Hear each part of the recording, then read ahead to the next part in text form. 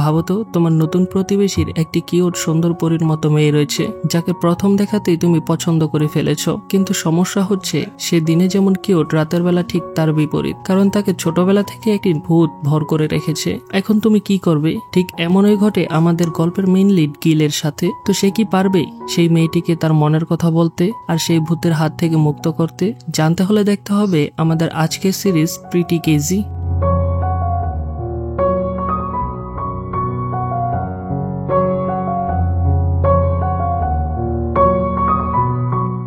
গল্প শুরু হয় গিলকে দেখিয়ে। পরিবার ছেড়ে সে সিওল এসেছিল একটি চাকরির আশায়, কিন্তু বর্তমানে অনেক জায়গায় ইন্টারভিউ দিয়েও কোনো লাভ হচ্ছে না। তবে ক্ল মেশিনের গেম খেলতে সে খুব পারদর্শী, যার নিয়ম হচ্ছে $1 পে করে গেম খেলার 3টি সুযোগ পাবে আর 3বারে যতটা সম্ভব প্রোডাক্ট হাতিয়ে নিতে পারবে এই ক্রেনের মতো কন্ট্রোলারটি ব্যবহার করে। আর সে এই প্রোডাক্টগুলো বিক্রি করে তার দিনকাল কাটাচ্ছিল।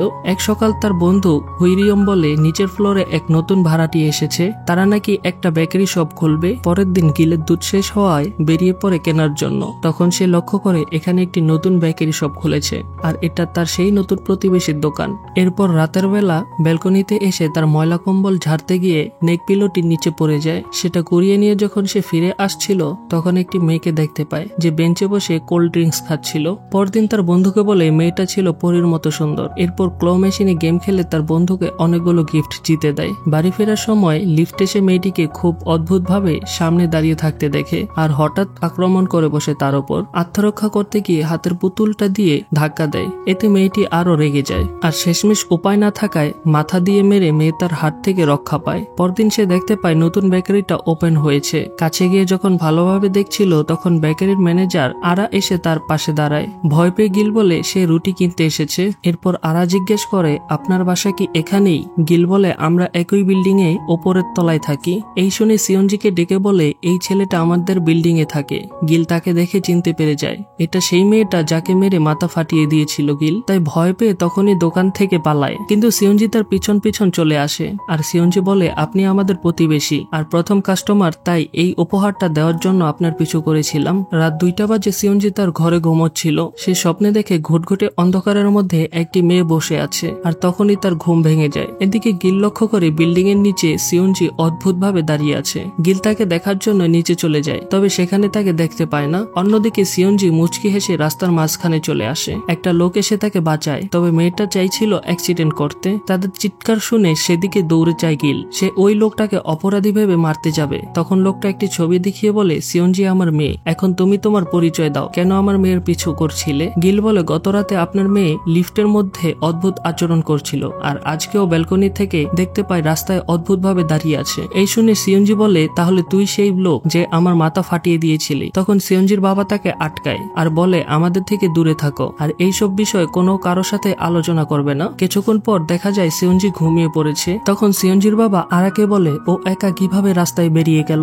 তুই কোথায় ছিলি? আরা বলে আমি ওকে কন্ট্রোল করতে পারিনি, সিয়নজি আমাকে রেখেই বেরিয়ে গিয়েছিল। পরদিন সকালে গিল ও সিয়নজি একই লিফটে যাচ্ছিল। গিল ভয়ে সিয়নজির কাছে ক্ষমা চাইতে থাকে, তবে দেখা যায় সিয়নজির গতরাতের কিছুই মনে নেই। সেদিন রাতে সিয়নজি তার বাবার সাথে বের হয়েছিল আর তাদের পিছু করছিল গিল। সে দেখে সিয়নজি প্রথম চলে আসে পার্কে। সেখানে কিছুক্ষণ থেকে পছন্দের কেক খেতে চলে যায় সুপার শপে। তারপর দেখা যায় পানির বোতলটা পর্যন্ত নিজের হাতে ধরে না। সিয়নজির বাবা বলে তোমার জন্য কয়েকদিন পর পর বাড়ি চেঞ্জ করতে হয়, এবারও ভেবেছিলাম ভাড়াই থাকবো, কিন্তু এখানে ফ্ল্যাট কিনতে বাধ্য করলে তুমি। সিয়নজি বলে খুব শীঘ্রই এই জায়গার দাম বেড়ে যাবে, তখন ফ্ল্যাটটি বিক্রি করে অনেক টাকা লাভ করতে পারবে। এরপর অদ্ভুত অঙ্গভঙ্গি করে ঘুমিয়ে পড়ে সিয়নজি। তার বাবা অসুস্থ থাকায় সিয়নজি পড়ে যাচ্ছিল, তখন গিল এসে দৌড়ে তাকে ধরে ফেলে। তারপর গিল হসপিটালে চলে আসে সিয়নজির বাবাকে দেখতে। সিয়নজির বাবা বলে যা যা আনতে বলেছিলাম সব বের করো। সিয়নজির বাবা আসলে গিলের বায়োডাটা দেখতে চাচ্ছিল। গিলের রেজাল্ট ছিল খুবই এভারেজ আর কয়েকবার চাকরি থেকে বেরও করে দেওয়া হয়েছিল তার বাজে পারফরমেন্সের জন্য।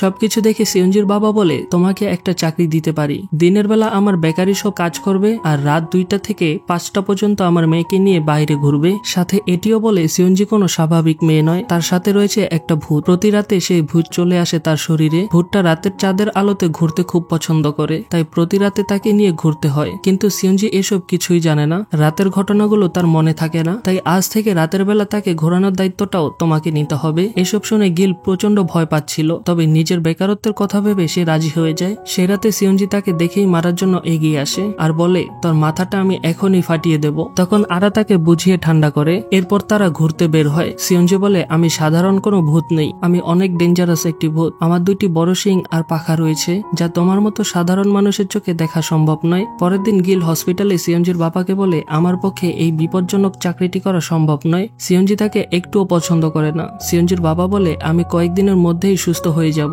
এই কয়েকটা দিন আমার মেয়েটাকে তুমি দেখে রাখো। পরদিন প্রথমবারের মতো বেকারিতে কাজ করতে যায় গিল। তখন আরা সিয়ঞ্জিকে বলে, তোমার বাবা ওকে রেখেছে কাজের জন্য। আরা গিলকে সাইডে এনে বলে, রাতের কিছুই সিয়ঞ্জির মনে থাকে না, আর সে রাতে সিয়ঞ্জি তার সাথে ইমোশনাল গেম খেলে। ইনোসেন্ট ভাব নিয়ে তাকে প্রপোজ করে বসে। তখন গিলের মনে পড়ে যায় তার বাবা বলেছিল ভূতটা তোমাকে ইমোশনাল ফাঁদে ফেলতে চাইবে, তাতে সাড়া দিলে সে আরো বেশি শক্তিশালী হয়ে যাবে আর বেশি সময় ধরে সে সিয়ঞ্জির শরীরে অবস্থান করবে। এই কথা মনে পড়তে গিল চিৎকার করে বলে, আমি ফাঁদে পড়বো না। তখন সিয়ঞ্জির মনে পড়ে তার পছন্দের খাবারের কথা। সুপার শপের ছেলেটাকে বলে, কেকগুলো আমার জন্য স্টক করে রাখবি, যদি এসে না পাই তাহলে তোর খবর করে ছাড়বো। পরদিন সিয়ঞ্জি গিলকে দোকানের কাজ বুঝিয়ে দিচ্ছিল, কিন্তু গিল অবাক হয়ে তার দিকে তাকিয়ে থাকে আর ভাবতে থাকে ভূতের বিষয়টা কি সত্যি নাকি অভিনয়। তখন সিয়ঞ্জি বলে, আমাকে ভয় পাওয়ার কিছু নেই, আরার সাথে যেভাবে ফ্রি হয়ে কথা বলো আমার সাথেও সেইভাবে কথা বলবে। এই বলে সে কলেজের জন্য বেরিয়ে পড়ে। এরপর রাতের বেলা গিল শিডিউল অনুযায়ী ঘড়ি দেখে ঠিক 2টার সময়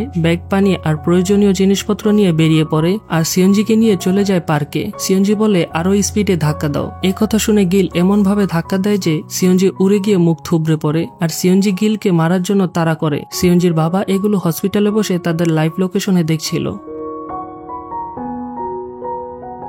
সত্যি কি সিয়ঞ্জির ভিতরে কোনো ভূত আছে নাকি সমস্ত কিছুই তার অভিনয়? গিল কি পারবে সিয়ঞ্জিকে বাঁচাতে? এসব কিছু জানতে হলে দেখতে হবে দ্বিতীয় ভিডিওটি। আজকের জন্য আল্লাহ হাফেজ।